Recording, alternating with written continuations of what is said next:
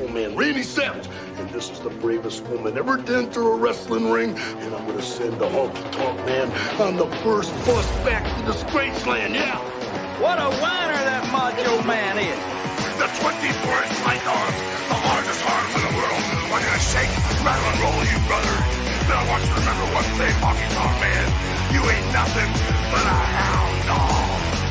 Want a shot at The Rock tonight? You beat The Rock tonight, and you go on next week and get a shot at The Rock WWE Undisputed Championship.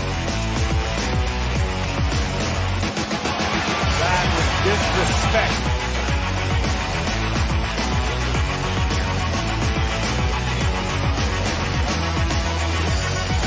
It's like the most important man in the world standing here, and you got a conversation going with each other. Now explain about you. Put that thing down.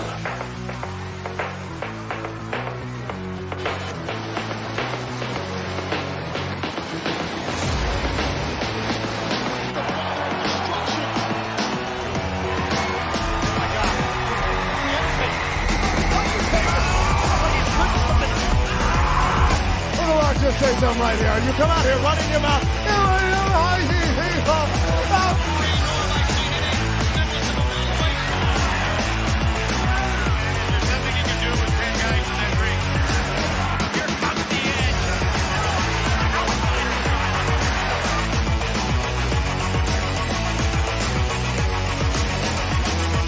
Ladies and gentlemen, please welcome.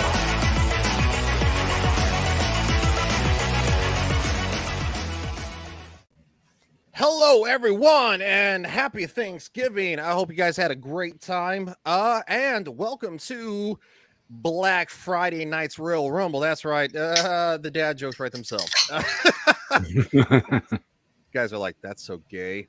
It is gay. That's why I said it. You said it, not me. Oh, I want to make the obvious joke here, but I'm afraid that it's a little early. Never too early for an obvious joke. All right. That's scared. That's scared and two guys fucking. What about two girls? Well, that's pretty gay too. But which would you rather watch is the question. Well, I mean, I suppose that depends on how drunk I am. That might depend that and who are the guys. Right. Yeah, it has a lot to do with it. If it's fucking Steve Urkel, that's not gonna happen. It's very true. What if it's Ryan Reynolds and Henry Cavill? I might watch that. Yeah, I might actually pay. You're probably like a car accident. You're like, I don't want to look at it, but I was like, I can't look away. And but as Commander Phil already said, I am not gay. I have relationships with women. Sex with men. And I got news for you. That means you're gay.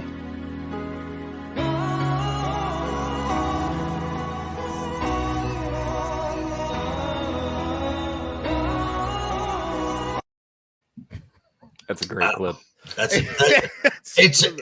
still just gets me. I'm like, what director said yes? That's cut, print. No. Yeah. No, I completely understand. It was funny. I was watching the Jack show the other night, and Anna said, she's like, I need to get that clip. And I was like, you need to get that clip. It's like, I'm like, I got that clip. You can find it on YouTube. You got to get that clip. Oh, Anna. Yeah, we love Anna. Anna making waves again. Oh, when is she not? Yeah. When is she not? It's because she's. That's why we love her. That's why we love her. Well, when you're pretty and you have a calendar that makes like what it's made like $130,000 or something like that. Yeah, and she doesn't cry at everything like you, Kevin Smith, you little bitch. Oh yeah. Getting the clips is tons. Yeah, no, it really. In today's world, the clips are super easy. Oh God, yeah. Yeah, he was. You salty. Yeah, he was. He is such a girl. He's not even top of the news anymore because so much more has happened. But he is such a girl. He's like, I do it for the attention. It's like, no, you don't, bitch. No, you don't. You know what's funny about that is that he makes mention of Anna on that podcast he was doing. And I don't remember whose podcast it was. I just saw the clip that she posted. But I guarantee, because Kevin Smith was on that podcast, a lot of people were watching that, which means a lot of people heard Anna's name. And that's not going to hurt her any. Went right over to her channel. Yeah. Well, which again, James Mangold, who is still salty as fuck, in a tweet went after Matthew Kadish again, and after Doomcock, and Doomcock's channel grew by 10,000 subs. These people have no grasp on reality. They think that they think that what they print in their statements or like whatever they say is gold. Like you take it to the bank, you print it, and it's like, no, dude, you're literally no better than anybody else. Like, I'm an idiot on the internet with a webcam and a microphone and a hat on. Like, it's not hard. I could say I've said dumbass shit. No, like, no, not you. Yeah, I've said dumbass shit. And it doesn't mean, instead of like going to go, oh, fuck you guys, like, oh, I'm doing it for, maybe just be like, you know what? I said dumbass shit and move on. We all laugh at it. Right? I don't understand these egos of butthurt. Well, they forget too that there used to be a saying in media circles that no publicity is bad publicity. And what they don't seem to understand is that applies to the people they're bagging on too. Yep. You know, because we are the media. Yes, because frankly, we are the media. Nobody wants to watch actual media anymore, unless like maybe I'll give Fox News credit. I don't watch none of the media. I see their articles, I react to them, and I know the actual. I break down the story based on the information that I have from a lot of conflicting opinions. And so yeah, it's just like these guys are like, they're like, oh, well, I can say whatever I want, because it didn't used to be that you had like all this access at your fingertips. Now, social media has made literally celebrities retarded. Which back in the day, I mean, I'm a little bit older than everyone here, but I remember when Walter Cronkite was the voice of the nation. Mm-hmm. I'm Walter Cronkite. And I actually remember that too. I was quite young, but I do remember it. And had people known his actual political views, that would have horrified people. Yeah. Horrified people. Well, I think we'd all be better off if people in the public eye, aside from, obviously people who were running for office, we kept that shit to themselves. Yeah. And it's not that they can't have the opinions. I mean, sure, they're American citizens. They can have the opinions, whatever. That's fine. I just don't care. But it's not good business to advertise things that alienate half of your customers. Period. Nope. Speaking of Disney, I'm just saying we can. Oh yeah. Oh no, we got plenty on Disney. Let's see where segue. Where do I want to start? God, there's so fucking much. But I'm just saying that was. Let's start. You know what? Let's start with Simalu, because he is such a fucking retard. Who? Wait, who? Well, if you listen to the end, Simalu. Who? Yeah, exactly. I've only heard the name in relation to Pedro Pascal. Yeah, well, he left Twitter, but Oh no. Oh. You're a mean one, Mr. Grinch. You really are a heel. You're as cuddly as a cactus and as charming as an eel, Mr. Grinch. You're a bad banana with a greasy black beard.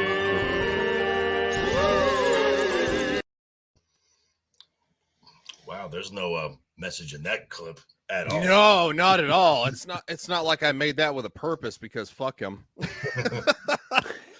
Yeah, I literally made that myself, and I'm like, you know what? I'm feeling very festive today because it's after Thanksgiving, so most people go with the Christmas. I was like, what should I do? Let's check out Simalu and what he's doing. He's being a jackass. Let's put a. Who is he again? He got. I'm being sarcastic. No, I know you are.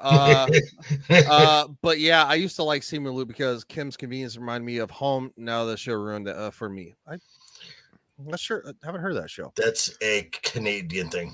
Yeah, See. Yeah, I think you can find it actually on Netflix. Yeah. Okay. Yeah, we're under Twitter replies and responses. Okay. Oh boy, this guy. Yeah. I'm the first Asian action star. I'm sorry, Jet Li, Jackie Chan, Bruce Lee. Yeah, he's lovely. He's an idiot. Simu Liu. No, if the only gatekeepers to movie stardom came from Tarantino and Scorsese, I would have never had the opportunity to lead a 400 million plus movie. It was like 423 million. So No, it really wasn't. It really wasn't because the budget for that film. I actually have the numbers, and I actually no, that's all it made. That's all it made. So literally, no, it made $432,224,634. Its total budget was $300 million. So that thing had a net loss of $83,887,683. Shut up, Simu Liu. Yeah, I would probably even say that those numbers are a little conservative. Yes, they are. Because I would probably say the movie made like maybe 20 million max. For a Marvel movie, no, that is a flop. That is a flop. Ryan, it lost $83 million. Oh, okay. I heard you wrong. Happy Black Friday, everyone. Bought me some Jujutsu Kaisen manga over at Target. Nice. And now it's dinner time along with watching Royal Rumble. And for the first time ever on my own big, hey, that's cool. Woohoo. Yeah, no, I got into a discussion the other night with a guy who's like, comic book sales aren't down. I'm like, yes, they are. Yes, they are. And he's like, no, they're not. And of course, he like tags me in a bunch of screenshots and articles. And I said, yeah. That's all manga, dude. Yeah, I was like, did you see where they said comic books and manga? And he's like, they've been counting that for years. And I said, no, they just started counting that in like 2020. Mm-hmm. I said that was the first time they've ever started counting that. Before that was all comic book sales. Well, I don't see any evidence of that. I'm like, dude, I'm not going to debate this with you. Like if you read the article you actually shared with me, they say comic books and manga. Mm-hmm. Right. Anyway. They only started counting manga because they had to do something to keep those numbers up. Like 20 years. Japanese manga has been kicking the American comic book industry's ass in their own backyard for the last 15 years. Mm-hmm. Mm-hmm. Yeah. Yeah, it's ugly. They're like, no, the comic book industry made $2 billion. I'm like, I don't want to talk to you, dude. Manga made. Yeah. Because you look in the top 100, unless it's I will look that up. Unless it is Rippa, there's not one in the top 100. There's like maybe one or two American titles. You mean you guys don't have like a couple of cases of I Am Not Starfire like I do? I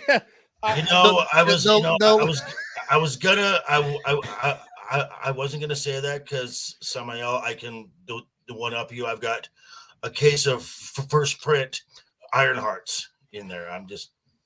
I have what is it? The one that no, I did. I bought it because I was doing it as like a review or something like that. It's the one Superman? that Amelia, no, not it was the one that Amelia Clark did. Oh, yeah. Mom. Yeah. Mom. I was doing an on-screen reading of that. I would do like, I don't know, like it was like a 20-minute video each time. Yeah. That's the one with the super period blood and armpit hair powers. Yes. Right? Yeah. That's funny. Hold on, I gotta share this. That's good shit. Oh no, Commander Phil hard at work. Yeah. Good old Simu Liu. I'm crying racism again, and there's nothing you can do to stop me. Tarantino, he's like, okay, dude.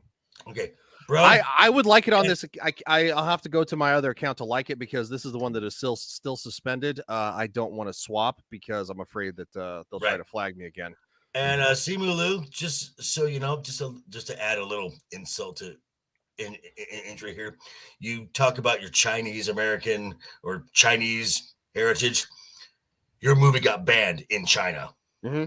Well, he's aware. He's aware of that. And you know, it's funny. It's like I didn't know who this guy was except for maybe about what was it, like 10 minutes earlier this year, right? You know. Well, and that was it.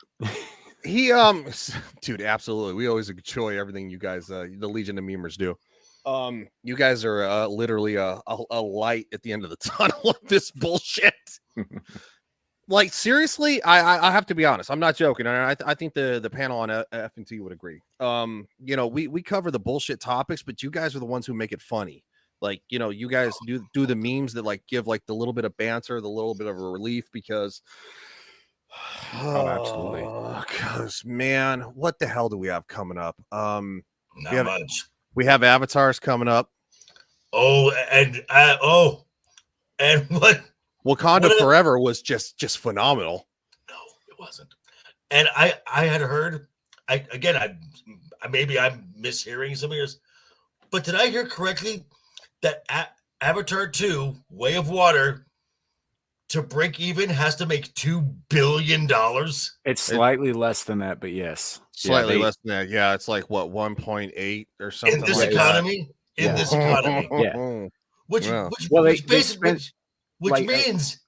means just being on a conservative level, this production budget and advertising, you're looking north of $800 million. Yep. Yeah. They have to become, I think, the second or third highest grossing film of all time just to break even. So basically they need to be Endgame, The Force Awakens, and Avatar. Yeah. So Avatar is number one again because it got re-released for the third time.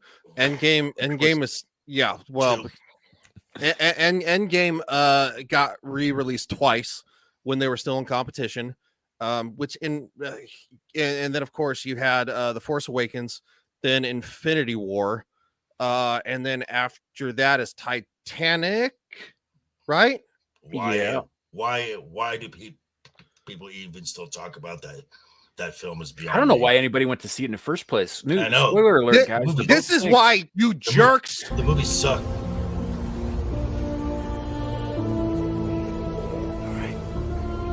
Open your eyes. Blaine!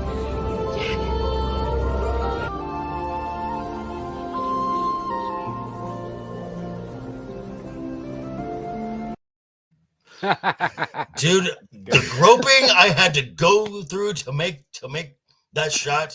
I mean, all hands over here. All hands on deck. Jeez. All hands on dick. Oh, even better. Oh no, man. it wasn't. Okay, I definitely think I have not just because I was fascinated as a kid by the history of the Titanic, but it was the first movie that I ever saw boobs in, so I think it holds an elevated place in my heart for that. Commander Phil says, "Notice you were following me, but I wasn't following you, Samuel. Fix that." Cool, awesome. Well, considering some of us are on our 57th Twitter account. Well, and Revenge seems to agree with you, Ryan. I did, yeah. There you go. Yeah, fuck the Titanic. When that movie came out, they also released, I think it was a 4.5-hour documentary with the actual remaining survivors of the Titanic on like PBS or some shit, and I guarantee you that was far more compelling than that fucking movie was. I hated that. I saw the film once, and I'm like, okay, I'm tired of this. After seeing it going for a month at number one, a second month at number one. I went and saw Spice World 4 times in its opening the weekend. But that has the Spice Girls. Thank you. Exactly. I am not gay. I have relationships with women, sex with men. And I got news for you. That means you're gay.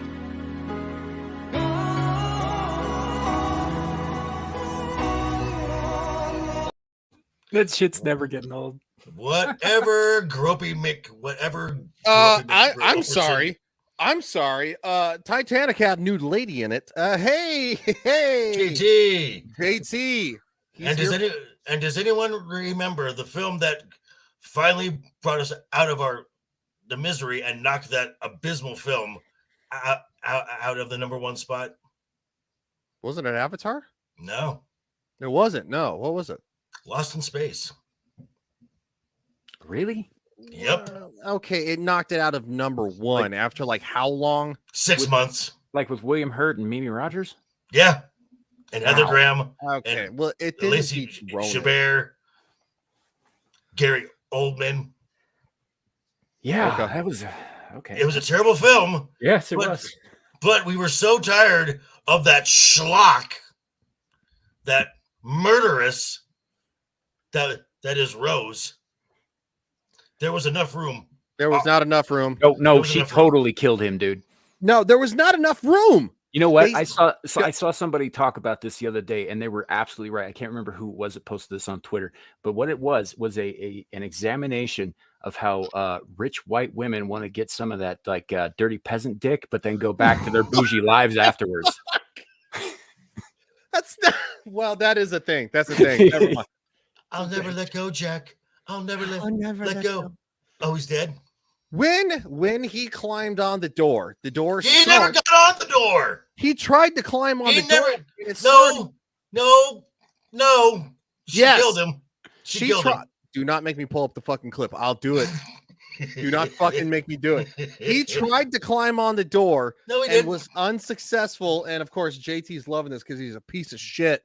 Fuck you, JT, you cocksucker. JT's the one who started this, by the way, this Titanic war with me. No. It's totally fine. It's all about Rose killed Jack. It's all about buoyancy, you dickheads. There was enough room on that door. Even the Mythbusters thing, they're like, oh, well, we had to tie our life preservers on the bottom of it. And then, of course, we had to wear wetsuits in the San Francisco Bay. And I'm like, exactly, because you're going to freeze to death. You fucking retards. I'm gonna put this out there. If she really loved Jack, she would have gone down with him. Yes. Well, yeah, but I mean, come on. Nope. Yeah, well, okay, fair enough. Nah, she was just using him. I don't believe she was totally just using him. It's just like, oh, here's a fun, exciting little exotic fling, but now I gotta go back to my rich bougie lifestyle. Hold on, this is funny. Put your hands important to my mom because it's technically one of the first movies I went to. My mom was pregnant at the time. Wow. No, there wasn't Joker. There was enough room. And for Miss Rose, don't you dare touch me, Jack. Put your hands on me. Ah! When did that happen? She told Zane to never touch her again. And then when they were down where all the cars were parked, put your hands on me, Jack. That was Jack, not Billy Zane's character. I said she told Billy Zane never to touch her again. Yeah. But then when she's down in the cars with Jack, it's put your hands on me. Well, yeah, because she actually cared about him. No, she didn't. Yes, she did. She lived. He died. There was no caring. Heartless bitch. Let's be honest. Like heartless bitch. Okay, fair enough. Whatever. Chivalry is dead, and this is why movies suck. That's a fair point. JT, thank you, J. No, I know. JT started this argument. She pretty much got her side piece, and she was done. That side of sausage. Yes, she did. No, fuck you, JT. You were. I got something. Go ahead. No, I was just gonna say you guys were talking about Avatar. Speaking of James Cameron, like crap fests. I've seen that movie 5 times. I couldn't tell you the first name of any of the characters at all. I bet somebody had to remind me Sigourney Weaver was even in it the other day. I remember Sigourney. I've never seen it. I know that Zoe Saldana was in it. I don't know her character's name. I don't know Let's see. There was also I like Sam Worthington, but that was, Yeah, Sam Worthington. Yeah. He was. I liked him too as an actor. Michelle Rodriguez. Was she? Oh, I forgot about her too. Jesus, That's what I'm saying. It was like 87 years ago. Yeah, it was like some of that worthless candy we used to get in the 80s, right? You know, it was great. It was fizzled and popped in your mouth, but a second later it was gone, and it's almost like it never happened. Yeah. You know, there's no substance to this movie. It's very pretty, but there's not enough there to keep the mind engaged long enough to remember what the fucking plot was.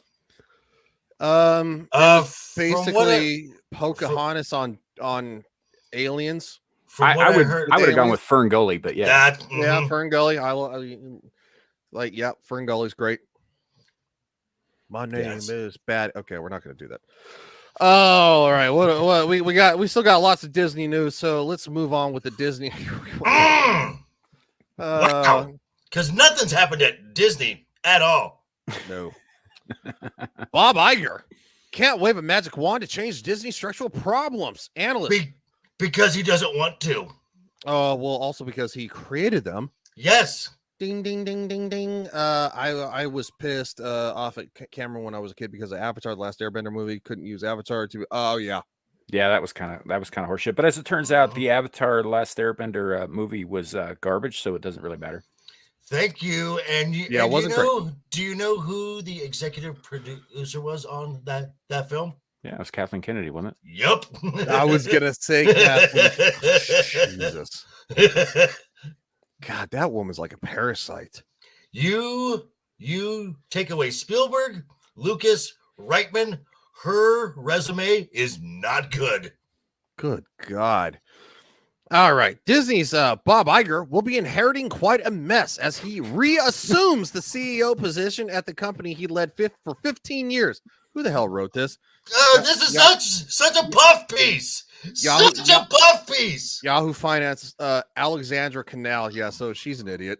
She's probably got 18 cats. If Titanic was made today, Jack would be a woman. Yeah. Jacqueline.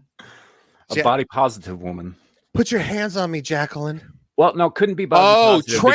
Trans woman. Yeah, trans woman. Trans I get, but body positive wouldn't work because they float. I mean, Kate Winslet was hot in the movie. I'm gonna be honest. She was hot in the movie. She's a good-looking woman. She always has been. She always has been. Like in her and Leonardo DiCaprio have aged very well both. Mm-hmm. Well, they can afford to. Well, yeah. I mean, but there are people in Hollywood who age like shit. Let's be honest. There's a lot of them that age like shit. But then you get the ones like Charlize Theron, Keanu Reeves. Yep. Kate Beckinsale. Oh yeah. Those are vampires. Those are vampires. It's all the immortal baby juice. I went to a con where Kate Beckinsale was, took a photo with her. She's stunning. She's slamming. Stunning. Oh yeah. Stunning. Rose is not looking good. Yes, she is. What? Oh, okay. In the movie, are you drinking again, you fucker? I think he's just fucking with you at this point. Oh yeah, he fucks with me at this point. Well, Ryan, all you got to do to get at JP is just talk about how great Tom Hanks is. Well, yeah, JT does love what? Who's meowing? You know how I know that you're gay? You like the movie Made in Manhattan? You know I know you're gay? How? I saw you make a spinach dip in a loaf of sourdough bread once. You know how I know that you're gay? How? You have a rainbow bumper sticker on your car that says, "I love it when balls are in my face." That's gay? That's JT in a nutshell. JT gun silence you. Katie looks okay, hold on. God damn it. You son of a bit. You're not even on the show and you're derailing it. Come on the show to derail it, you bastard. He's such an ass, but he's such a funny guy. Kate Winslet is objectively an attractive woman, I think. Yeah. Hold on. Let me put 2022. I don't want to. I would hit it. Yeah, she's not hurting at all. Yeah, twice even. She's not hurting it one fucking bit. Anybody have an issue with this? Not I at still all. hit that. I Go. would, Still hit. as we used to say, I would not kick her out of bed for eating crackers. Yeah. She can bring the crackers. Yeah. I mean, I'd literally stick my tongue in her butthole. Twice. That'll get clipped one day. I swear to God, and I don't care. I might clip that. Fucking clip it. He's like, whoa. All right. Get back on. Jelly or syrup? I prefer syrup. Yes, tossing that salad, man. That's the first time I heard that fucking joke. Great joke. I need to clip that for something and put my face on. Chris Rock's face. So does anybody else? Before we get too far to this puff piece, the blow job to Iger here. Does anyone else think that this was maybe because do it? He says moo. If that's a cow, wow, JT, we got to talk, son.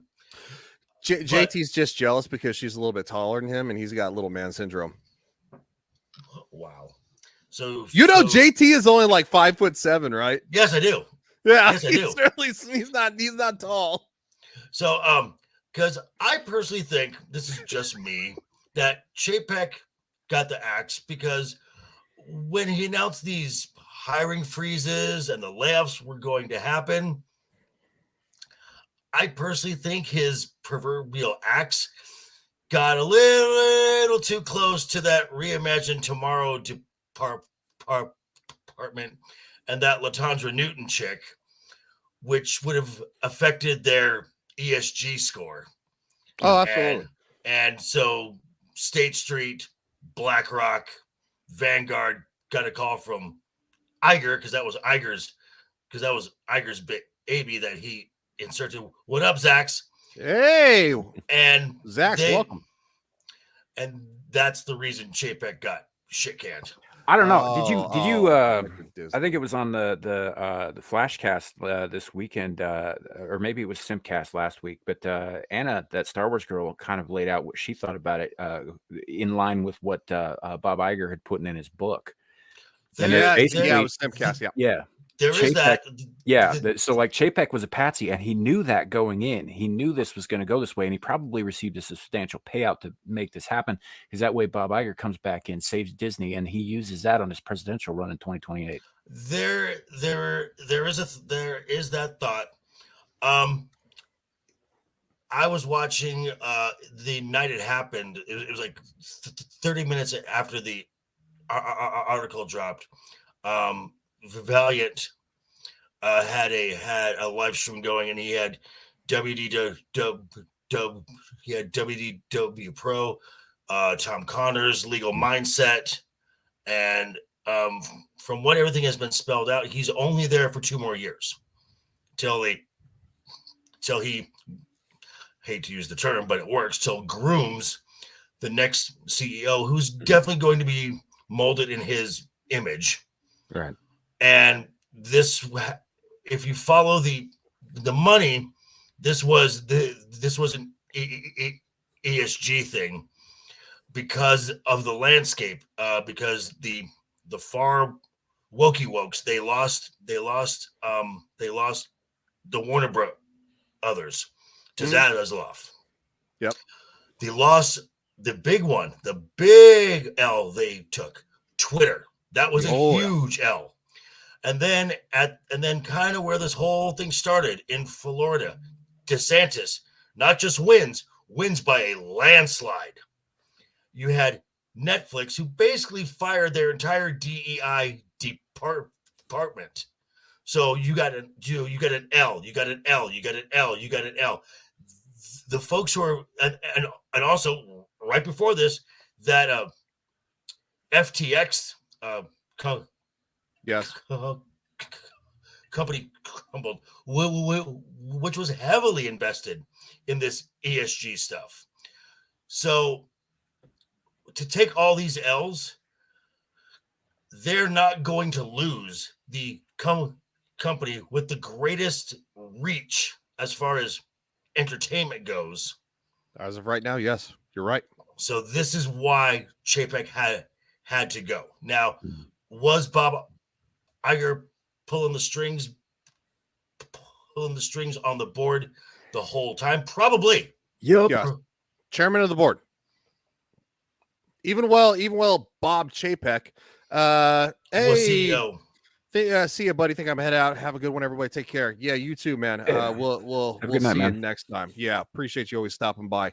No, I would agree 1,000% that and I heard the rumors about Chapek, before he took over and stuff like that. He's cheap Chapek, stuff like that. Like he likes to cut costs, and it's like, okay, well, yeah, I can understand that. Like because Disney has been spending money like it's going out of style. They're in a world to hurt, and then of course, I actually did a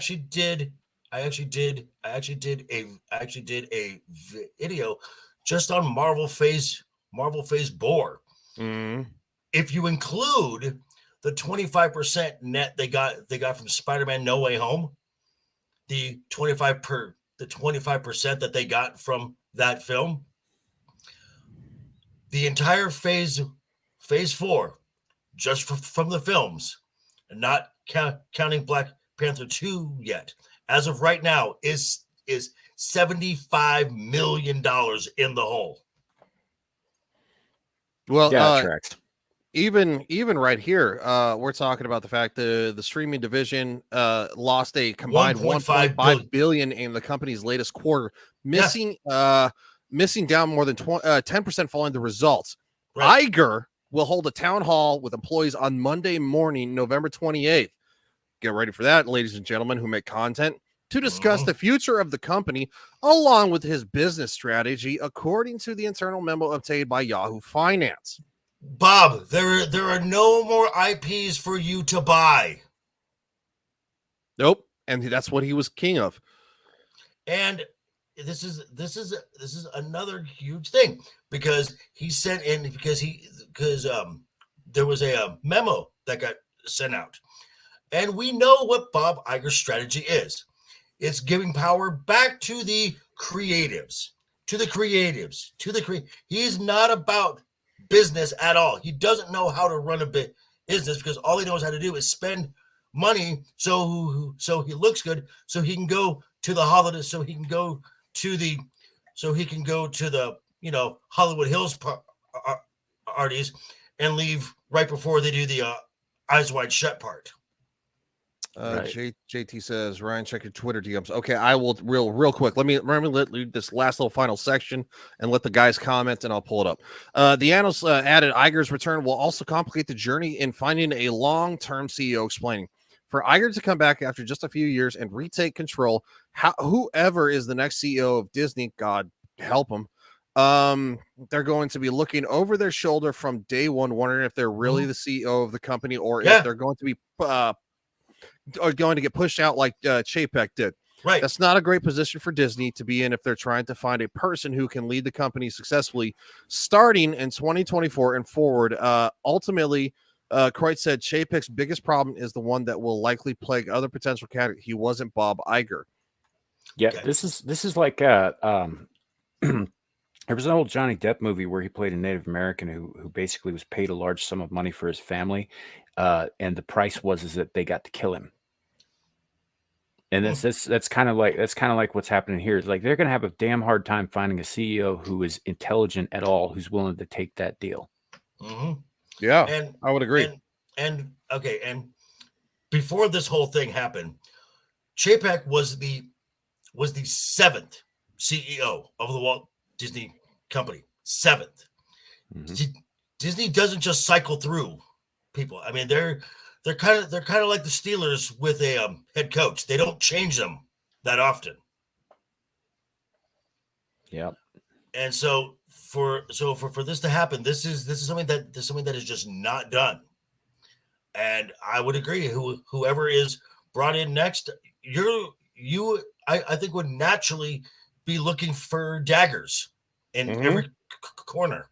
Yeah, they would either have to be the blindest sons of bitches in the world, or now, they're getting a payout that they can't refuse. Now, someone suggested, someone went into some tin foil hat kind of thing, that when Bob Chapek fired Peter Rice and elevated the next person in line into Peter Rice's spot. I forgot her name. That Iger was actually behind the scenes orchestrating that, because Peter Rice would have been his number one challenger to that role. JT, I can't share that. It won't let me try to like retweet it. So if you could like post it on Twitter, and then I can actually find it, because like I said, I'm not logged into my current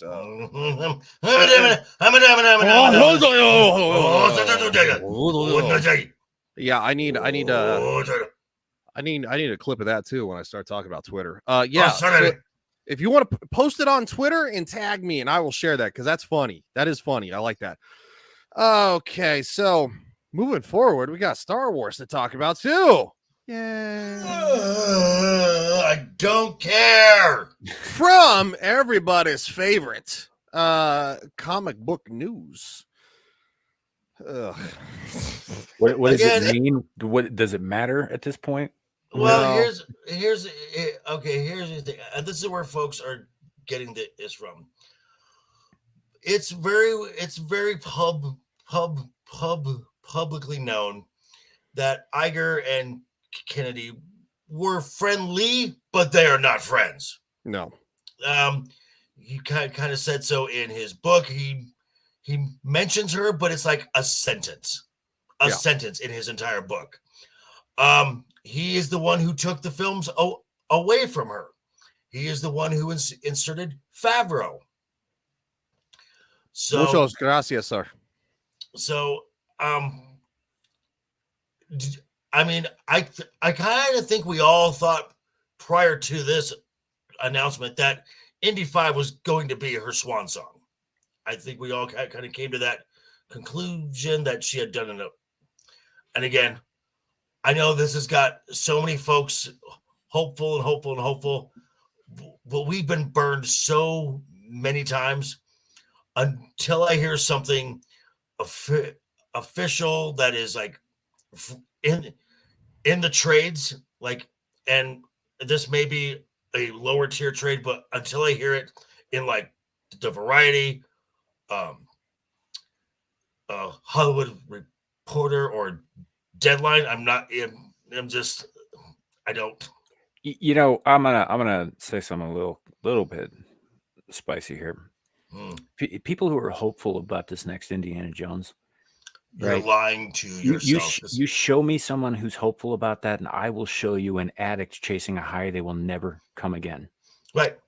Oh, I could tell you an entire network of folks who are looking forward, who say they're looking forward to that film. You guys ready for this?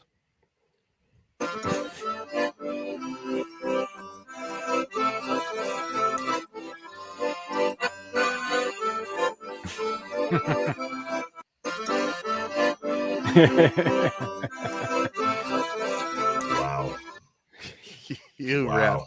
You rap bastard. That's really funny though.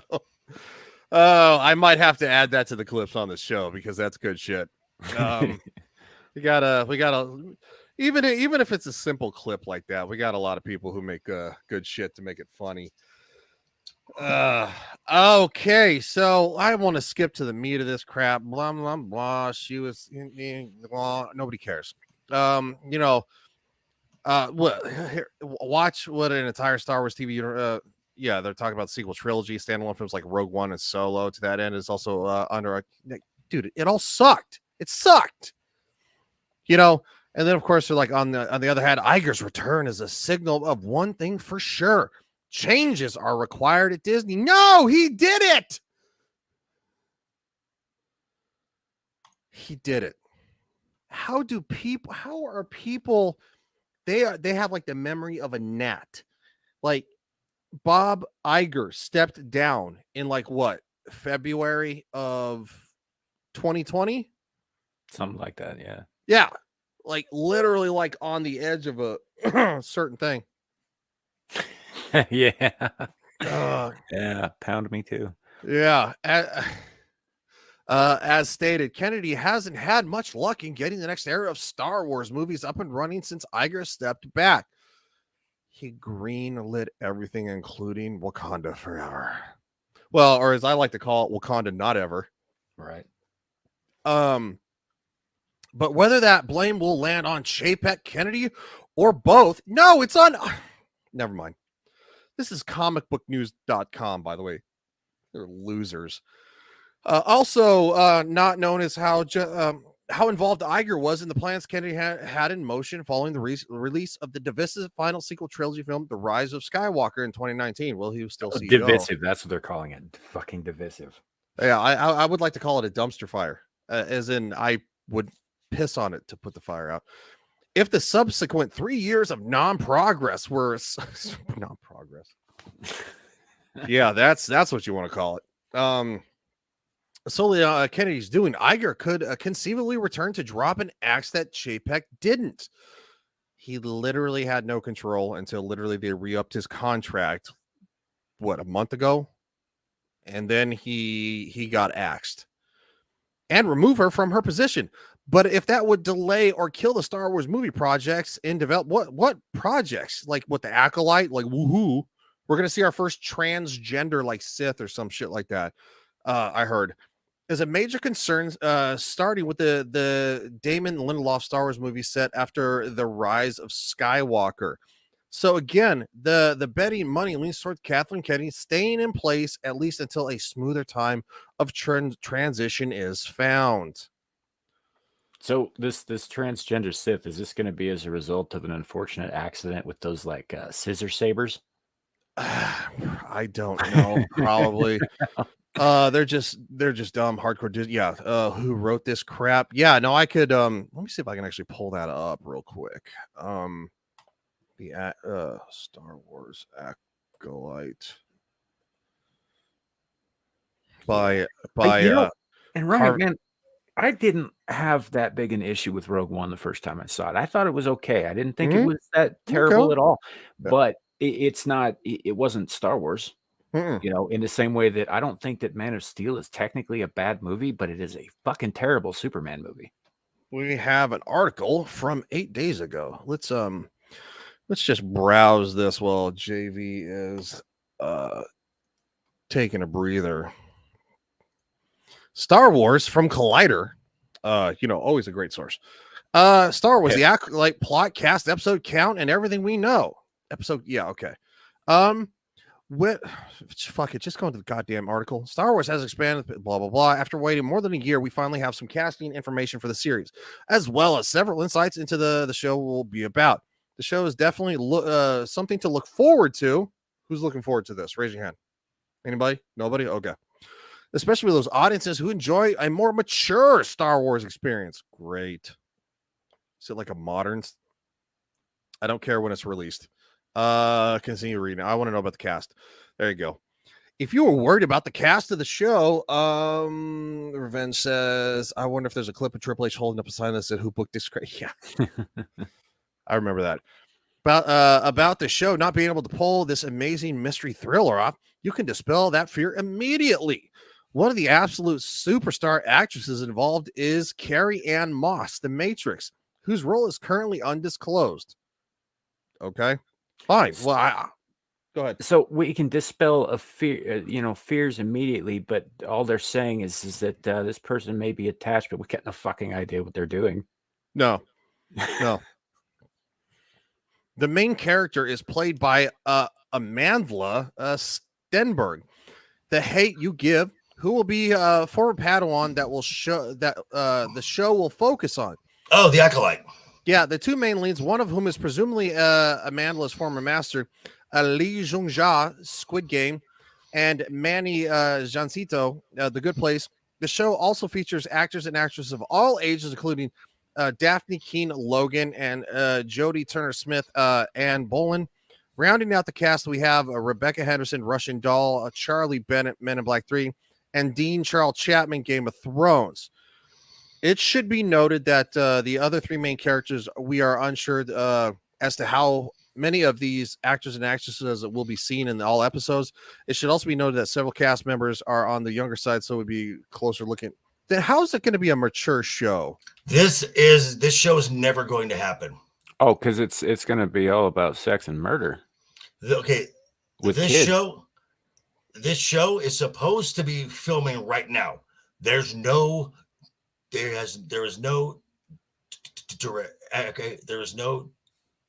director for this show. This show is not filming now. This goes back to something that was said about Kathleen Kennedy. Indy was going to be her swan song, and there was a handshake agreement that as long as KK had something in the hopper, she could keep her job. So they just keep leaking stuff and leaking stuff and leaking stuff that makes no sense.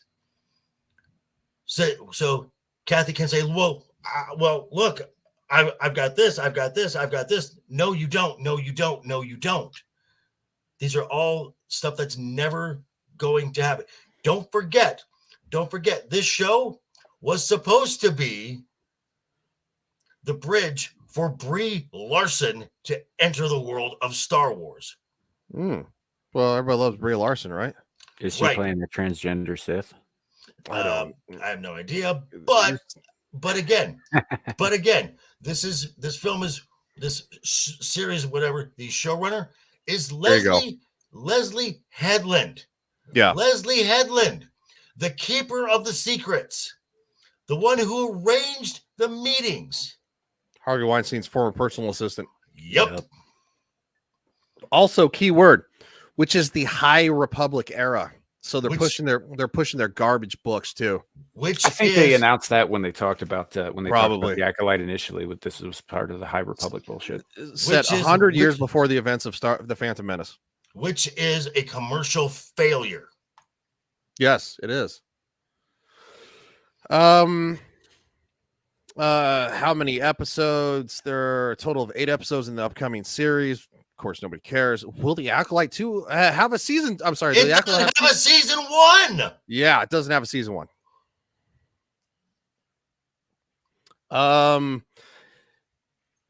So what the High Republic period was for a galaxy far, far away, this is a period that Disney has poured substantial resources into and failed, by the way. And we can expect the trend to continue to fail. Yeah. Do you guys remember when you used to have a successful pilot even to guarantee a season 1 in the fucking first place, let alone talking about a season 2? If that pilot did not reach certain numbers, they would axe it. Case in point, House of the Dragon. After the pilot episode aired, season 2 was greenlit. There was never even a thought of a season 2 until the huge viewership numbers. The only way they could possibly justify the inclusion of a transgender character in Star Wars is she did as the last resort, escaping people trying to kill them, laugh out loud, but ain't gonna happen. Yeah, well, that's supposedly the rumor. I'm not gonna say it's 100% confirmed, but that's the newest supposed leak of this nonsense. But yeah, the Acolyte's supposed to be filming now. Yeah, it's supposed to be filming now. Supposed to be having Ahsoka coming soon. Like what? It's supposed to be like Ahsoka is supposed to be like beginning of 2024 or something, or like end of 2023, late 2023, because you've got Mando season 3 as well. Yeah, it's supposed to be coming out. And this is the problem with Star Wars is Star Wars used to be special. It used to be something special. They've done so much just content that they have completely destroyed the brand, and now you're, as far as a brand goes, you're in the worst possible place. Apathy. Mm-hmm. People just don't care. Well, it's gotten to a point now where Star Wars is irrelevant. Which I never thought I would ever see in my life. It's just content now. And quite frankly, I literally watched the first like 4 episodes of Andor, and I just lost interest. I slogged through that entire thing because if I'm going to give an opinion on something, I'll watch it through. It's a generic espionage show set in a sci-fi set using sci-fi and imperial references. You take out any reference to the Empire, it's a generic espionage show. I mean, I tried to watch it, but as soon as he like went home to mommy and she's sitting there berating him while he's eating cereal, I'm just like, what the hell is this? I'm like, what the fuck is this? Like, talk to your uncle. Talk to your uncle. Uncle, whatever. Talk to your uncle. Oh my God, what am I gonna say at Bridge Club? Shut up, you fucking yenta. Like, what the fuck is that? It's like the basement dweller, like, you know, incel white guy who had to go home to mommy. And the complete, I mean, the ultimate stereotypical old Jewish mom. Yeah. You could not be more on the nose. With that. Yeah. That's it seemed like a bit of a commentary on certain the way that mothers are viewed in certain cultures. It's also it's also made to make these men look weak. Where are the men in this show? Yeah, well, I mean, because you know he doesn't have a father. Where's dad? Dad's not in the picture. Whether he's dead or absent or ran off for cigarettes, we don't know. Mom's overbearing. He is a former, well, you know, in his capacity, you know, basically. Well, they call him security forces, but he kind of a law enforcement role because the Empire doesn't. It was a rent-a-cop. Yeah, what it was. And so anyway, mall security. Mall security. I don't know if I go that far. Mall security can't arrest you. I would. Mall security can't arrest you and can't carry a gun. He's mall security. All right, fair enough. He's half mall security. Kate ate all the men. What the fuck, you weirdo? That's you know, I like Kate Winslet. Drunk. I think she's gorgeous, but I'm gonna laugh at that because that's pretty fucking funny. It is funny. I just think JT might be a little buzzed again, though. I think on Friday nights he lets loose a little bit because he gets kind of spicy. He does. We've asked multiple times, like, dude, are you drinking? it's like again, my thing might be, is he hanging out with the Vanquish and the Vanquish has grabbed his phone? Oh, see, yeah, see, he's laughing. So I wouldn't be surprised if he's hanging out. I wouldn't be surprised if you know, because him and John Vanquish are friends. John's a good guy. Cap can't get drunk. Yes, no. Captain America in the movies can't get drunk, but you can. I've seen it. I've served you drinks, JT. Just remember that. So it just, Andor, I couldn't get behind. I couldn't do it. I had a hard time with it. Oh, we're not going to start clawing at my leg there, woman. I'll start kicking your ass. Clip that. Oh, yeah. I hate women. Trust me. I was not drunk then. No. But yeah, the Andor thing. That's it could have been good. There is a market for decent espionage shows. There is. But this is what a certain group of folks who I know who said that this is the greatest storytelling that Star Wars has ever done, because Star Wars is not just about space wizards fighting with laser swords. And I'm like, no, it actually is. That's pretty much what it is. The Jedi and the Sith and the struggle between good and evil, that is at the core of Star Wars. That is the heart of Star Wars. Mm-hmm. No, it absolutely is. I keep telling people that it's not even. I wouldn't call Star Wars science fiction, man. It's science fantasy. It's fantasy. It's a space opera. It's a classic fantasy, actually. If you look at A New Hope, right from the very beginning, it's about a farm boy who hooks up with an old wise man and a ruffian to run off and save a princess from a wizard. It's the hero's journey. You know, you could even make an allegory between the Death Star and, say, a dragon under the wizard's control. Yeah, I would 1,000% agree. I think that the obviously A New Hope, and then of course The Empire Strikes Back, they were so well written. Space Wizards is a porn. How do you know, sir? So's Ironheart. Right. Yes. Ironheart, the original, is a Japanese. Did you not know that, Ryan? No. Is a Japanese hentai. If you look at the, I wouldn't recommend bringing it up on screen, but look up the images for the costumes, because Marvel Comics stole the entire look from a Japanese porn. For the original design of Ironheart, which, by the way, it goes by the same name.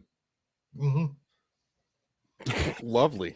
Yeah, and it's one of those she's a superhero, so like a lot of the stuff that happens in it is super rapey. It's very Japanese that way. Tentacles. It's not for the faint of iron hearts. No. So who wants this? I really didn't know that. Good job, Disney. And right now, and Ryan's taking notes going after the show. So what was that again? No, I'm gonna have to look that up. I didn't know. Sure. Well, you'll probably have to pay for that shit. I just want to look up the concept. He said, "How do you not know this, Ryan?" Turf Kraken. Oh, the Kraken. That's a Kraken is. Look it up, dude. It's awesome. It's a turkey stuffed with an octopus. Yeah. Oh, I've seen that. That's terrible.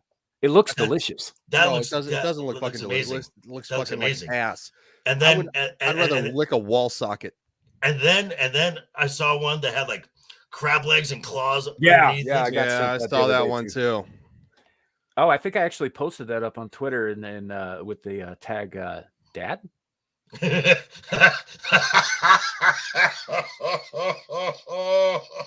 you tag Horror Amarata too? I didn't. I should have. Yeah, Horror Amarata. Oh, that's glorious. Wow. I Marvel. What the hell? Okay. They're like, well, where'd you get this idea from? Well, they didn't think anybody would notice.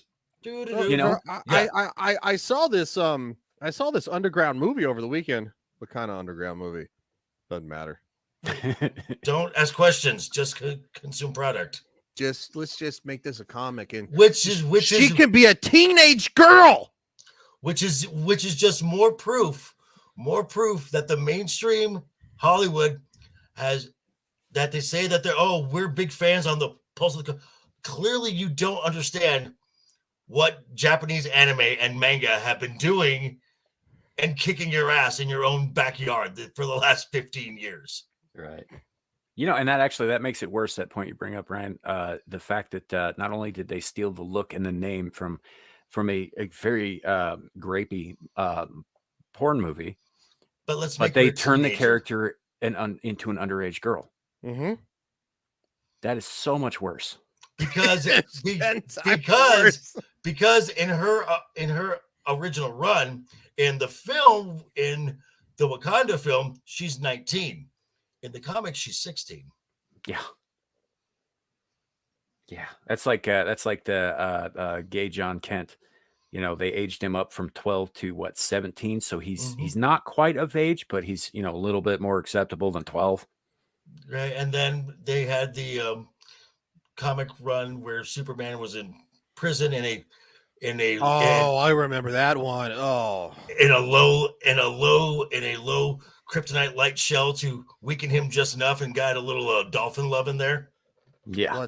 What the fuck is wrong with these people? They're sick. They're fucking sick. Oh, you're absolutely right. They absolutely are sick. This is none of this. We've talked a little bit about this on my channel. We had you on. All of this ties into messing with kids. But this is for the modern audience. This is what the modern audience wants. Well, then the modern audience are a bunch of sick fucks who need to be put down like the dogs they are. This is not what the modern audience once. There's a clear rejection of this. This is what this little insular bubble called Hollywood creatives want. Well, and elitist too, in which I didn't know literally the majority of this. Like right now, I'm just learning this, and I made this out of fun. But if you see just in that clip, the real world sees Disney groomers, and in the mirror, they're like, "We're Disney. We're for the kids. It's family entertainment." Really? Now, it's because reimagine tomorrow. When they were talking about children's programming after the hostage video, where that one gal said, "I have a not so secret queer agenda." Yeah, they're not making programming for children. They're programming children. Yes. Yeah, I would agree. And which makes me wonder with that live action Geppetto film. Hey Tom, why do you have Tom Hanks? Why do you have dual citizenship in a non-extradition country? I heard it because his wife is Greek. Sure. That's what I read about an article. Sure. That she was born in Greece, and how convenient. But how convenient? How convenient that it happened after the whole Harvey Weinstein thing and the whole Ricky Gervais. Roman Pharaoh's coming for you. Pizzagate. What is this Pizzagate you speak of? Oh, well, Temple that stuff. I mean, hypothetically, in Minecraft, I heard they had the wrong restaurant, and it was actually just like half a block down, but dude hit the wrong one. Now in Minecraft, dude was crazy, which is fun. And for God's sake, folks, keep this in mind, folks. Not just Harvey, a director that all these folks hold in high regard, Roman Polanski, is not allowed back in the United States. The minute he sets foot on American soil, that is not 100% true. He's absolutely allowed to come back. He just won't. Right? Because he'll get arrested. I have to. Can you guys carry the conversations? Because I have to clean up after some cats. You go punish that pussy, Ryan. I don't want to do this YouTube thing anymore. I'm dead. All right. No. You guys keep talking about Disney and how they're discussing it. I'm sure that'll go for another 5 minutes while I whoop some ass. Oh my God, that was. Oh, that is gold.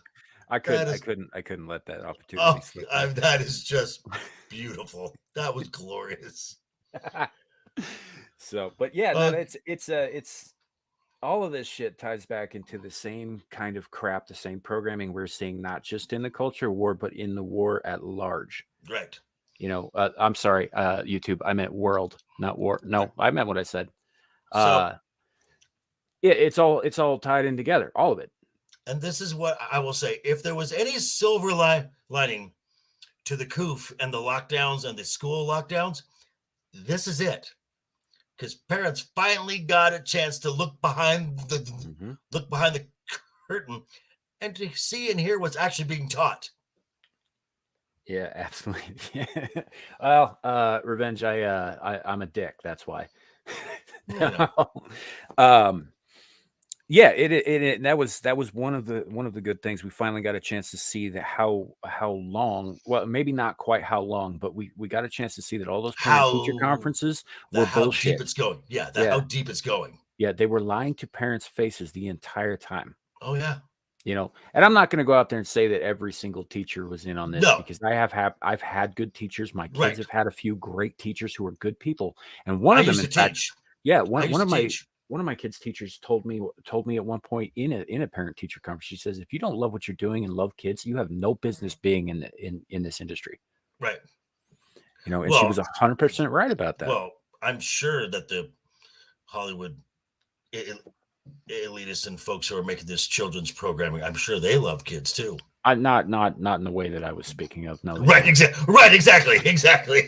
It's God. You know, but they don't love teaching. They don't love imparting knowledge. What they love doing is propagating an ideology that has no good outcome. And this brings me back to why Chapek was shit-canned. Right. He was going to start making cuts, and sure, from the entertainment side, I'm sure the head of Pixar, I'm sure Victoria Alonso, I'm sure Kathleen Kennedy's heads were all on the block in Minecraft. But when he started, I'm sure when Miss Latondra Newton got a call from corporate counsel saying, hey, we need you to talk, that was the line he should not have crossed. Yeah. Because this is Reimagine Tomorrow. This is the DEI. This is HR. This is HR add socialism and add steroids. Well, and that you know, HR is one of the greatest crimes against humanity, I think, that has ever been perpetrated. And HR is not your friend. HR is there to shield their employer from bodies not to help the employee. HR is not there to protect the employee. It's to protect the employer from the employees. Right. And things like what I just said and what Joker just said are why I don't show my face, by the way. Yeah, no, I completely agree. Sorry. Somebody decided to throw up on the kitchen floor too. So all right, good. Yeah. I know Did who you it gag was. her a little too hard? No, no. Given the size, I know who it was. It was not the young one. So it's not making it better. You're just digging a hole, dude. You're digging a hole. Given the size, wow. Okay. Yeah, we're on an extremely uncomfortable topic as it is. So. Yeah. Sorry. I will dial it back. No. This shit is like it's ridiculous. What the hell are these people doing? Okay, so I just want to, and this is why, and like I said earlier, this is why, and you know the Chapek thing, that is not a power move. That's a panic move. Mm-hmm. They're losing the landscape. Yeah. They just. Well, they know they're losing it. The fact is that they're seeing increasingly diminishing returns on everything that they put out. There's increasingly negative sentiment towards the entire organization. I mean, they're losing money at the fucking at the theme parks now. Right. You know, and they know that this could trend towards the end of that company eventually. I mean, eventually, but you know, like because they were almost shit broke in the fucking 90s before Michael Eisner went in and turn that shit around, but they were about gone. And remember, Rose killed Jack. JT, you can go fuck off and quite frankly, stick a fucking giant dick in your asshole. See you, buddy. Good night, JT. You've been awesome. Oh, he's always awesome. We talk so much crap. Like I'll get on their live streams and I'll be like, I think the last one I commented, I'm like, why is JT gay? Mm-hmm. You know, just like talking shit. Why are you gay? Why are you gay? Now, but so not to completely shit, because occasionally a little gem comes out, and that was last night, the Guardians of the Galaxy holiday special. It was wholesome. It was great family entertainment. It was in the spirit of the holiday specials you watched as a kid, with the humor that was not ratcheted up to 11 like Guardians 2. This was very well done. And Marvel, you done fucked up, because now you'll be staring at your competition down the barrel of a James Gunn. Mm-hmm. Yeah. And he is going to mop you up. Oh, and they actually come to find out, didn't we just recently find out too that Taika Waititi was not reined in for Love and Thunder, and he was allowed to just go fucking nuts Yep. And of course they, holy shit, we got a Rogan Hey! Greetings. I'm sorry, family stuff. No, you're good, dude. Dude, You're good, man. Yeah. Dude, you're fine. Hi, Zort. Hi. How's everyone doing? Happy post Thanksgiving to everyone. Yes. Yeah, By you the too, way, buddy. Odd past 4 hours or so for me, but hey, it happens. Well, I mean, it can't be as odd as this was. The tree touched me. No. Glorious. Still No, glorious. that was not part of. Let's just say there was a lot of cleanup today, and it wasn't the good type. That sounds horrendous. So you have no idea what we've been talking about. Yeah. That sounds. Was this tree like related at all to the one from the first Evil Dead movie? No, luckily no. That was not. The Florida trees are much nicer than the ones in middle of nowhere. I don't know where that took place. New England, I guess, maybe. Yeah. Something like that, yeah. Probably Google it. Yeah. So how's it been going, man? It's good to see you. Yeah, I know. I've been very busy of late. I know. Hanging out with this person, hanging out with that person. We gotta give you a lot of shit. We have to give I know. I was hanging out with Jay, and then I had to talk to Jeremy, and then I talked to Jerry for a little bit. The tree touched him. And then and then I got a call from Chrissy Mayer and Anna, and I had to talk to them. I'm not in that much with Chrissy. Zia's been DMing me a lot lately though, because of her house remodel. We've gone through similar no living situation type of dining thing.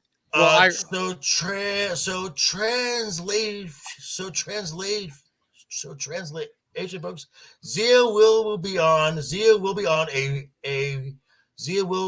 upcoming episode of that Perfect Arc Day.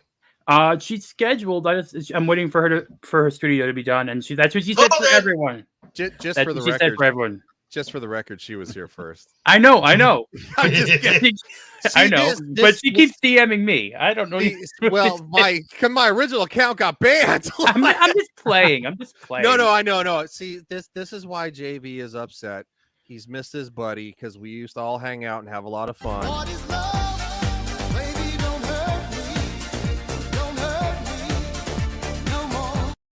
I mean, that seems like the end of a great movie. I don't know what to tell you. I know. It's been. First of all, I missed you. Did you get to see Dan yet?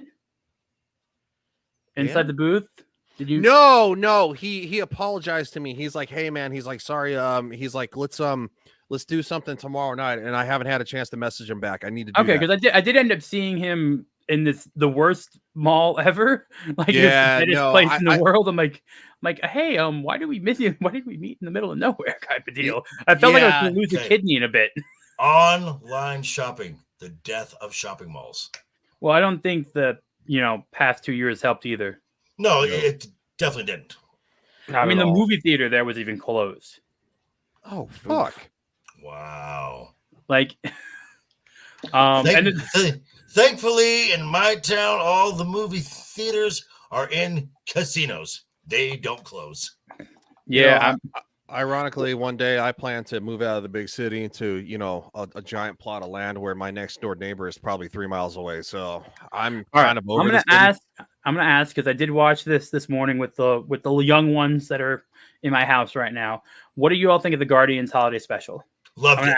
Absolutely love. I haven't seen it, but Joker loved it. I got teary. Like I got teary-eyed at parts of it. It is literally the best thing Marvel has done in the past 2 years. Yeah, it is so touching. Wow. It is like gut wrenching at times. It's like honestly a perfect holiday film.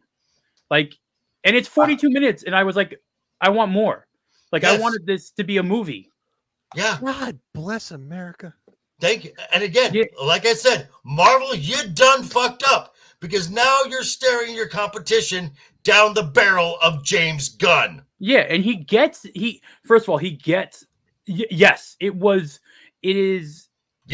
is the perfect companion to Guardians 1 and 2. And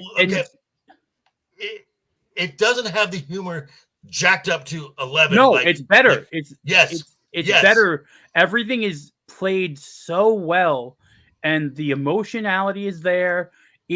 It's self-referential to real life Hollywood Yes, in the yes. best ways ever. Like, it is so tone perfect. Everything. It's like, what have you been doing for the past 2 years? Right. Like, you Right. have it. You pisses have the you off template. more. You God, have it the pisses you template. off more. God It bless does. it. Now I'm gonna be all I'm gonna be all like happy and bummed out. Like, okay, so I think It's Marvel's version of the Luke hallway scene. It's Marvel's version of the Luke hallway scene. Okay, and Tom, not to give any spoilers because I'll say Yeah. it with just the me and you. That last little moment, I was just about ready. Yeah. The tears were just about Oh. to fall. I was Yeah. ready to lose it right there, and I'm like, Oh yeah, I'm the whole lose thing. shit The whole focus thing tonight. had me like, it's so well done. yeah, so well done. and it wasn't just me. Like, my brother, who's not in that, not much into Marvel, sitting there looking at his kids watching this. Like, Yes, and it is. I bet his kids just loved it too. Yeah, the kids loved it. But I was seeing him tear up. It's honestly the best thing I think Disney has also come out with. Yeah, in the past 2 years. Yes, Best family entertainment they have. Like, it is Yes. legitimately the best family Absolutely. entertainment. absolutely, without a question. Holy shit! That's interesting that you put it that way, because we were just talking about the way that Disney's family entertainment isn't. It's not good. No, this is old Disney. This is like 90s era Disney. This is four quadrant film, like 4 quadrant in the best way possible. And there's nothing, there's no hyperbole behind it. No. It is all earnest. It is all very real. Chris Pratt's subtle. He pulled stuff back a little bit because you can see that you can see the ending of Endgame, how he's sort of, this is a different Star-Lord than what we got in Thor: Love and Thunder. It's a different Star-Lord. Right. And this Star-Lord we have here is like a natural progression of that arc from Endgame. Yes, it is. Completely different characters. Yes. And it shows you how Taika Waititi is like a cancer inside of Marvel. Yep. Like, he should not be writing, and we literally it just pisses talked me off. about that. I'm sorry. I just wanted to. No. It's the only thing good I've watched. Keep going. I'm looking this up, dude. The interesting thing is, I think Groot was a person in an outfit. I think it was too, because I think that was not a CGI. I'm like, his hands were bigger. Like, everything looked different. And I'm like, because I'm like, is that how Groot looks in the parks? Because it's a little bit different. But in Disneyland, it's similar. But that's a park costume. That's yeah, definitely a park costume. Yeah, because you could tell by the movements, it felt more practical. It felt you can tell it felt real, and I like that. I like the idea that this teenage Groot could actually be a costume character instead of. I do like me some practical effects. Oh, and I'm just gonna say this: I didn't mind what they did with Cosmo. Oh, I love Cosmo. I mean, I don't mind that I don't mind. This isn't a spoiler, but he's not Russian in this. I don't mind that. Did you watch the end credit scene? Oh, okay. I missed that. By that time I was a clear Russian accent. Okay. So I missed that just because I was dealing with like it was like crazy. I have my family in the Airbnb 2 doors down for the most part because I didn't have enough room to store everyone. Right. So, but yeah, this is like, it makes you feel annoyed and pissed off because yes, you have a great father-son thing. You have a great family thing. You continue the Yondu, Kraglin, Quill relationship dynamic. You build up the Ravengers in such a nice way, showing them as a family, not showing them as like I just don't understand. And this gets me excited for Guardians 3 because Gunn's doing Guardians 3. And I'm beyond excited. And this I think this and Guardians 3 is James Gunn going to Disney and Marvel. Yeah, it's honest. And you know what though? They're gonna give him if Guardians 3 has the same toned down comedy and drama points, and you keep Quill the way he was in this, and build and build off of that little nugget at the end. Yeah, and also I love how Kraglin is actually growing in. Like Kraglin, that relationship between Kraglin and Quill, that brother, like, and like everything in this was like perfect. Yes. Okay, And so it's so sad. It's so sad that in these past 2 years, you know, you came off of Endgame, and yes, that's a high point. Yeah. But you can still build off of that. The two best things you've done was a Halloween special and a Christmas special. Now, question is that because they're separate? Like, were these separate from the main Marvel thing, which is why they were able to do with Guardians? No, because they kept with timeline. I mean, they talked about how Peter is sad because he still can't find Gamora, and they mentioned, you know, they've stayed with this. So this is just a continuation of the Guardian story. And there's so many. The gift giving scene was so awesome. That was so awesome. Like, I kind of want to know. There's so much I want to know. So I got a question.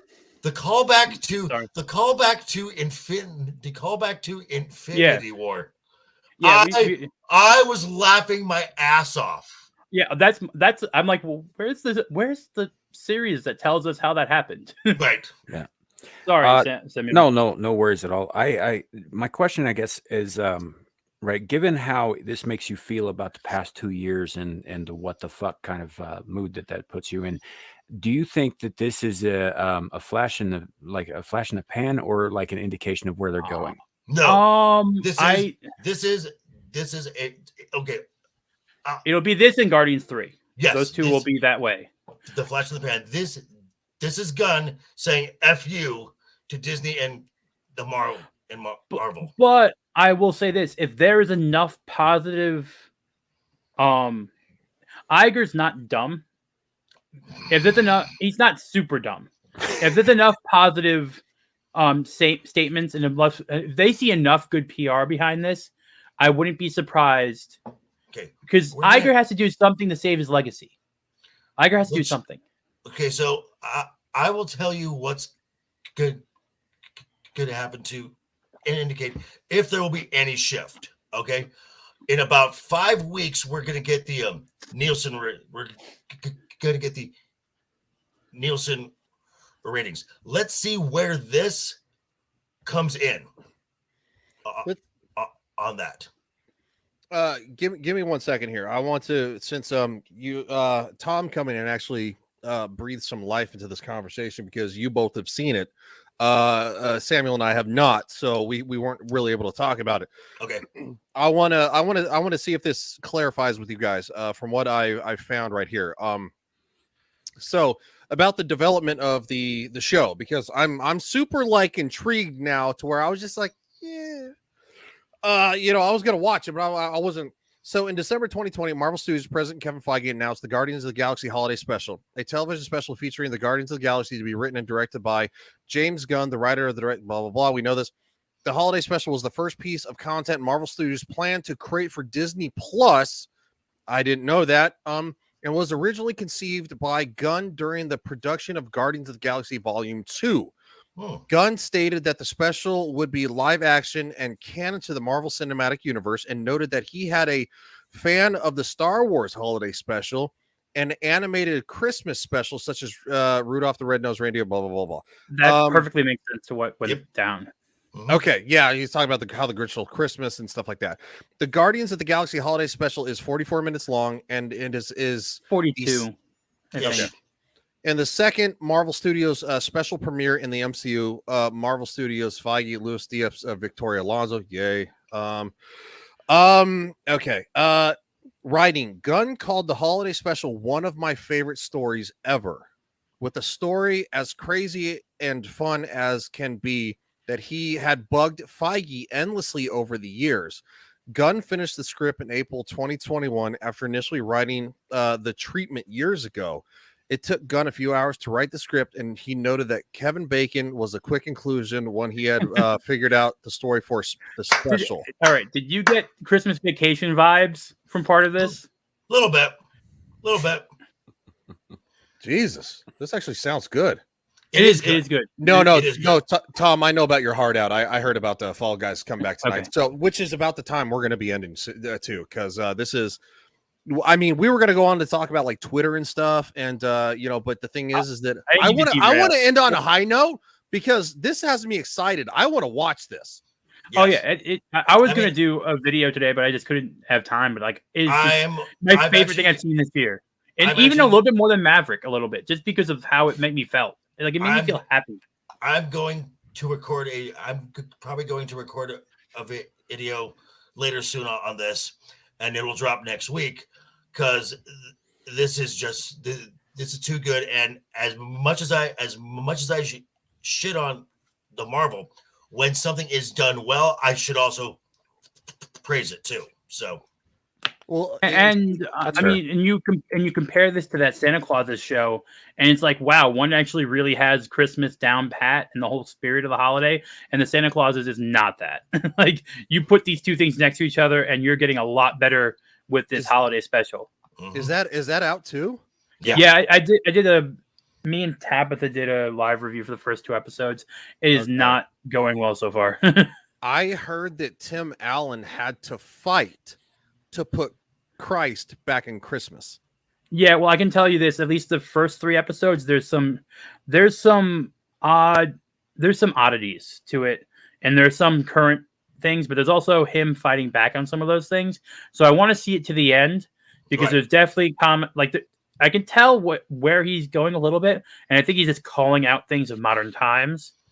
But the way it's written right now, I need to see the end. Gotcha. Like that's. Well, I mean, I very much like. There's only 3 more episodes. I think it's 6 in total. So the premiere was the 2. They had 1 more. It ends on the 14th. I think that's kind of how I was with the Wednesday series. I love the dance scene from Wednesday. They had copied the original one from the TV show. That was awesome. God damn you guys! There's so much stuff I have to watch now because you say it's good. I'm actually kind of excited. I'm still catching up on some shit. I just this weekend for the first time watched The Northman and Everything Everywhere All. Northman was amazing. Northman was so good. I loved both of them quite a bit. I'm watching stuff on lines for rides. You guys complain. I'm like literally have my phone out watching shows because I have no time otherwise. Yeah, now that I'm having a little more time in the future, maybe next year I can attempt what happened. I'll be honest. After we're done here, I'm going to probably watch the Guardians holiday special again. Oh, I watched it 3. I watched it 3 times today. This will be a third time to watch it. It makes you feel so good. It is like it is that good. It's that good. Basically, the modern version of like the Rudolph holiday specials or something like that. It's literally like modern Asian masseuse good, or what'd you say? Is this like Asian masseuse good, or I don't use that type of terminology. I'm not going to go that way either. I'm family friendly, but he's a part of Par Cop, and we got to give Tom credit.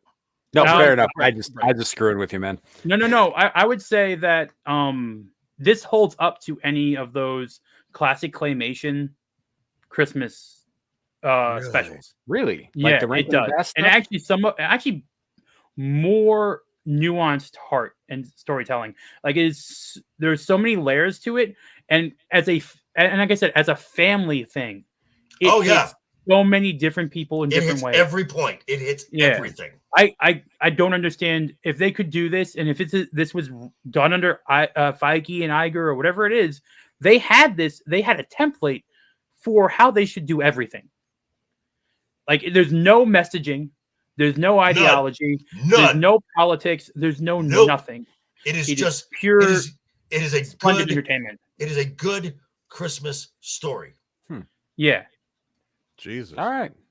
And honestly, maybe at some point I'll check. Honestly, some cool music. I will say there's some cool songs in it. There's a lot of you get. get holiday music, but not the annoying mall music. Yeah. You got like Merry Christmas from The the Pooges? band. There was that. There was also Save Ferris in there. Old school punk ska bands are playing stuff in. Yeah. Well, it's James Gunn. You're gonna expect good music. Right. That's true. That's true. I'll be happy to come on next Friday or whatever and talk again about this after you guys all see it, because it is worth watching. I'm gonna preach the praises of this. One, I love Peter Quill as a character before So do I. Guardians was a movie. Like, I liked Guardians before that. That's why I have the Star-Lord helmet back there. And the first movie was literally gold. Like, Yeah. minted This gold. is definitely better than the second film. Definitely. This is Way better better. than the second Guardians film. That good, huh? Yes. Well, because the second Guardians film went too jokey. Right. And I agree with you, but it it was wants- yeah, it, yeah, I it would was agree. still very entertaining despite that. I thought This And puts so- Quill where he should be, which is respected, a hero, and they all see him that way. Where when Quill's with other people, and especially in Infinity War a bit, and in Endgame when he shows up, he was played as a joke a bit. And I don't think that's how he should be played. He's comedic because of how he grew up, but he should be respected. And that's what they show him in now. And I like that. And I hope that stays. And like I said, I think this is James Gunn's middle finger to Disney and the Marvel as he's stepping out the door. Because if what he puts into the creative side of DC is half as good as this, it will destroy Marvel. Yeah, that's a good point. The way that he motivate 'em. handles family in this, I could imagine a Superman story, a Bat family story, any of those things in DC. The way he handles interfamily relationship stuff beautifully without being campy. Yep. And it is so well done and pays off in so many ways over a 40-minute special that you look back at the other films and you're like, what the hell? Hits you in the gut. What the hell have I? Ugh. Guess I'm glad I haven't watched most of Phase 4. Phase 4. Yeah, this is a separate thing. This isn't part of Phase 4. No. This is not part of Phase 4. The last, I think I watched the last Spider-Man movie, and that was about as far as I got. This is actually the first thing of Phase 5. Interesting. I didn't know that was the first thing of Phase 5. Okay. Then hey, Phase 5 started out well then. Yeah. Like I'm gonna say that then. And it's gonna be downhill until Guardians 3. It'll kick back up, and then James Gunn is like, well, Tom has to bounce in 4 minutes. So, and I want to leave on a high note because I'm actually super excited about this. We don't ever get to leave on a fucking high note. The other three topics, technically they're like 2 and 1. I will cover on my own. So, JV, go first. What you got coming up, real quick? I will be on Dork Wars tomorrow night. We're going back to Hogwarts for the conclusion. We'll be talking about the book and the 2 films covering the Deathly Hallows. Monday, I'm dropping my series review of the Netflix series Wednesday, and I was going to do an episode review of Titans. I will be changing that. We're going to the Guardians holiday special next week as well. Outstanding. And Monday, yes, back here again. Game of Thrones episode 4, 5, yeah, 4? 4. Yeah, 4. We're on 4. 4. Okay. Yeah. Hopefully it doesn't get buried in the algorithm this week. And Lily can make it. Yay! Lily, 300 mirrors, she can make it. So, and I told her she needs to be on camera because she's like, well, by that time I look all like with the hair up, and I'm like, you're still more attractive than me and JVR. Like, Think of the fans. Think of the viewers. I don't know. You do I know you guys the on the women prow of on that the ship. panels bring more men to the show, right? Samuel the Infamous. What you got coming up, man? All right. So my name's Samuel the Infamous. I have a channel creatively named, as I stole the joke from Sydney Watson, Samuel the Infamous. Where on Saturdays we do a show called Screaming into the Void. That's not unlike this one, but we tackle a variety of topics, everything from like what to call the brownies that have cookies baked into them to the viability of cryogenics to we cover a range of stuff, and it's usually at 4 p.m. Mountain Time every Saturday, and then we do a show. I do a show with a guy named Lawrence Knight on Thursday nights called Abyssal Musings, where we just kind of ramble about some bullshit. We did a bunch of horror movie stuff last month. We're kind of getting into some other stuff this month. And then occasional gaming streams on that channel. And you can also find me on the Exiled Lioness channel, where I run some of the back end stuff for her and moderate as well. And I'm occasionally placed in charge when she has to go. So definitely should have her on the panel sometime soon. I know she doesn't necessarily cover pop culture, but fortunately pop culture and politics are they're entwined, man. I don't they're balls deep in each other's butthole at this point. So yeah, I can ask her. Talking about balls deep in buttholes, the wrong direction. So tomorrow I'll be at Universal for the Days of No Perfect Park Day. I think I said that last week. What? With who? I'm going with Pam again. Okay. Pam's great. That was a great live stream, dude. Great live stream. So we're going again Sunday. It was the last minute. A couple of days ago, I decided I'll do my 1K internet friends stream. So I'm sending out invitations now. I might be purchasing StreamYards for the month so I can get enough people on there.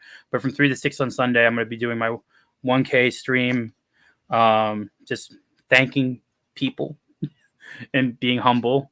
So that's cool. Sunday. As for the week, I have no clue. I think I have no clue. All I know is Saturday and Sunday right now. I'm just He's doing park hopping because Jay is hopping around the country right now. I think Jay's back on the 1st. But there's lots of stuff for park hopping coming. He's kind of on vacation, right? Yeah, like so lots of stuff coming. Special guests for park hopping coming out and stuff like that. Tom, a guest? No. All right. First of all, at what point do they just become friends? And then they're not guests anymore. Can I just say friends? Like, yeah, of course. You can say friends all you want. Besides that, we're all friends here. Like, going, Jesus Christ, we've talked enough shit. But I mean, Tom, at some point you just drop the cloak and just say, I'll be with this person and this person and this person, this person, this person, this person. I don't know everyone that's confirmed for those. I know Wicked Virtue might be coming for one of the park hopping streams. I know, like there might be people coming. I don't know who's confirmed, but I expect a lot from park hopping coming up with more vibrance to it, I guess. Yeah, because you got Rolo and they're going to be up here. They're moving up the 3rd, so they're going to be up here. Yeah, and there's even Krista was a big hit. I mean, because I watch park hopping videos, I watch Tom's videos, because Tom and I are legitimate friends. We live in the same state. And you just don't come over the park at all yet. We have not done that yet because of my previous job, but it seems that I'm having a little bit more open schedule, so we'll probably make that happen more next year. Also, Samuel says forgot to mention the Hijabi Gamer. Yes, Kat, we love her. I hope she's having a restful end of Black Friday. Right? Yeah, right? I did not ask her if she was going to be here. I was like, if she's here, she's here. If she's not here, like going because she got beat the hell up. So she is screaming into the void. Good to go. I'm sorry. All right, Tom. Bye. See you, buddy. Good to meet you, man. And that's gonna do it. So we obviously JV and I will be back on Monday. Nate, I need to talk to Nadine because it is the holidays. I don't usually try to force her into a stream or anything like that. So the Phoenix Legions podcast is is up in the air. I will let you know very soon, tomorrow morning at the beginning. And JV is a giant dick, and fuck him. No, I'm just kidding. No, appreciate it, guys. And Samiel, we can all talk further, and love to be back on your channel because it was a lot of fun. So absolutely, we're gonna say goodnight, and we're gonna play the outro. See ya. Toodles, thanks everybody for watching.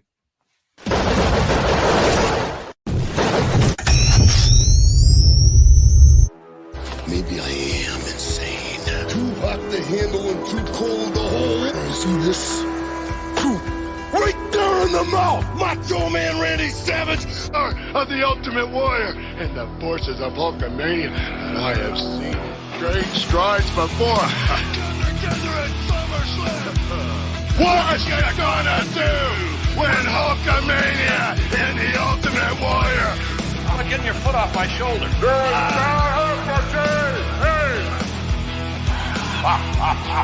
there you have it. I still haven't found. Yes, the next champion. Don't worry, I'm a fan of white.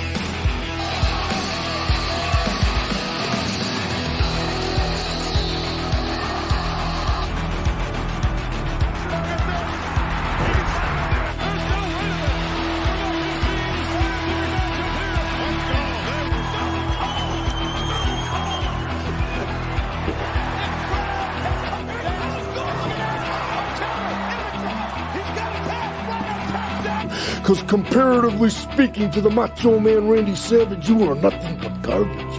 Nothing but garbage, Diana. Yeah.